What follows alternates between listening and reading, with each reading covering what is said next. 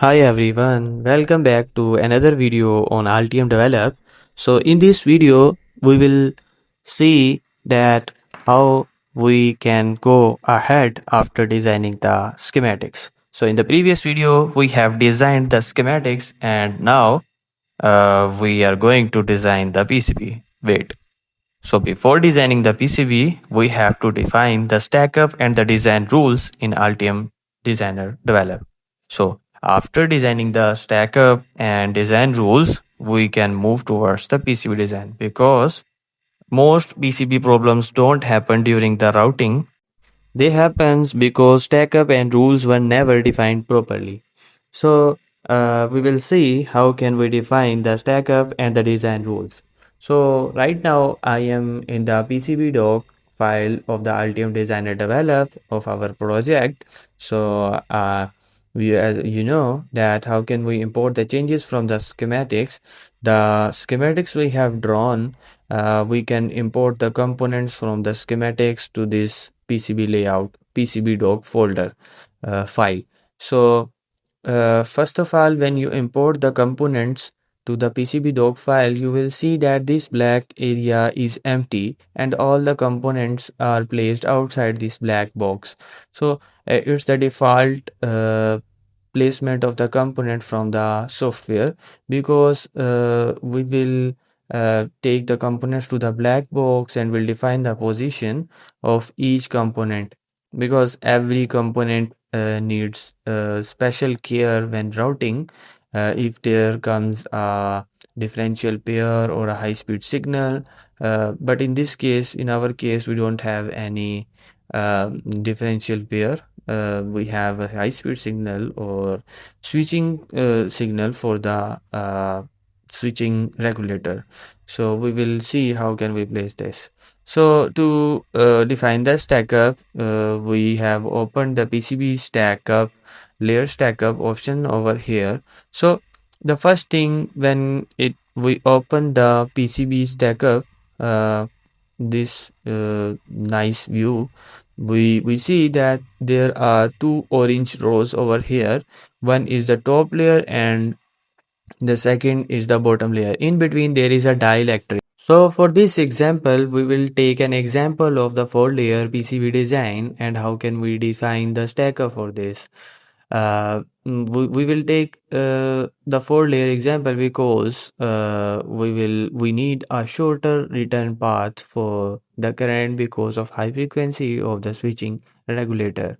So to define the stacker, you should know who is your manufacturer.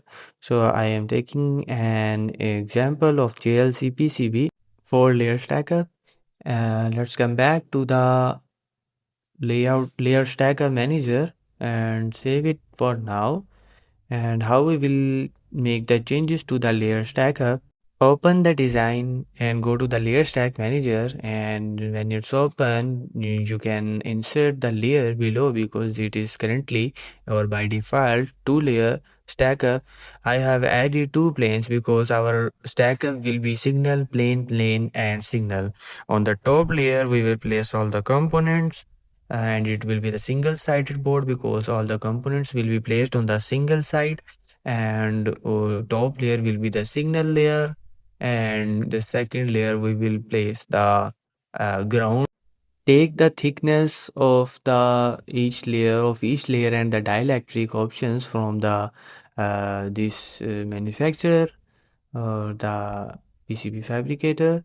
So here they are using the pre-pack of 7628 for this four layer PCB. I will also take the pre-pack from this stacker.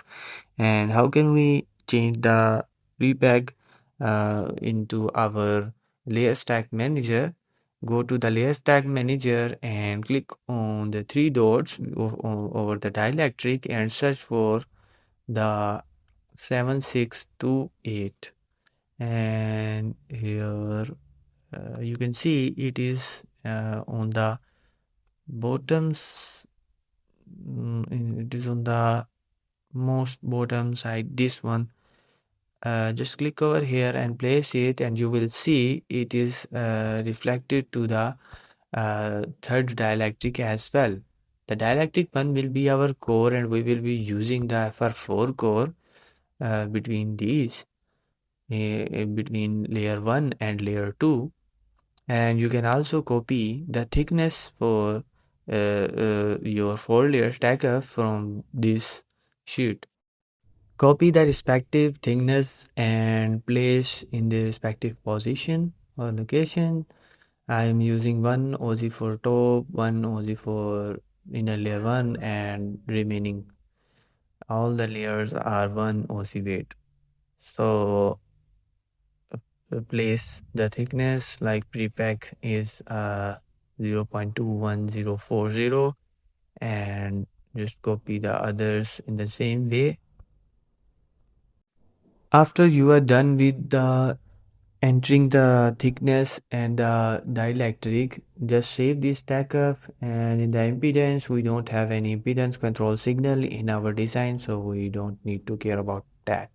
So just go back to the stack up and you can move back to your design. So as you can see, there is no differential pair in our design, just a simple switching regulator IC and the circuit associated with it. So the component maybe need to change because I have added some random components of the schematics just to give you an idea how can we define the components. But for the active BOM part, we will change the component to the actual design components before starting routing. So uh, you just need to save the PCB now, and the next step of our video is to define the rules. But before that, just let me give you a board shape design. I'm just using a keep out layer, and you just need to draw the simple rectangle. When you click, it will stop that line over here. Just click over here and go to the other side. You can modify. You have now created a loop, and now you can change the board shape from here. Now just modify the board shape and click on the 3 to view the 3D view. So we have defined the shape from this, and here is a nice 3D view. The components needs to be changed, and as I said, we will change it before designing the layout, because I'm just giving you an idea how can we start what should be the step before designing the routing. So we have defined the stack up, and now the other thing which is left is defining the rules. So what should be the track to track clearance rule, and what should be the other specific rules. So we are just we just have 12 volt or 12 volt and 5 volt in our circuit. So I will be using 0.254 mm clearance for now, and you can check the clearance for specific voltage level online through online and Google the track to track clearance, track to pad clearance for a specific voltage level. So now go to the design rules and set the design rules. I have set the clearance of 0.254, and the width, minimum width is 0.254. But wait, for the 3 amps at the output, because the track width is more concerned about the amperes, so we have the 3 amp, around 3 amps, and the temperature rise is around 10 degrees Celsius. So you can just take the reference, take the track width from the Google online track width calculator, because it is according to the IPC 22221 standard. So I have calculated the track width of 2.1 mm. So I am writing over here 2.1 mm on top and bottom layers. So if my track of 5 volt 3 amps come on the top layer or bottom layer, so we don't get any error on the track width. So you can also set the routing corners. So I am setting the routing corners of 45 degrees.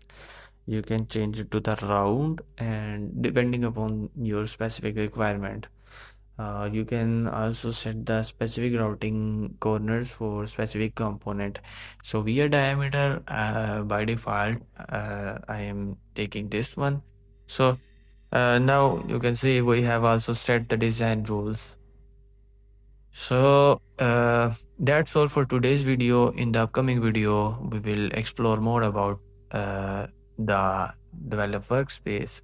So after that, you can also commit the changes, the design to your workspace, as I have saved the changes to my workspace. So thanks for watching and follow us for the upcoming videos.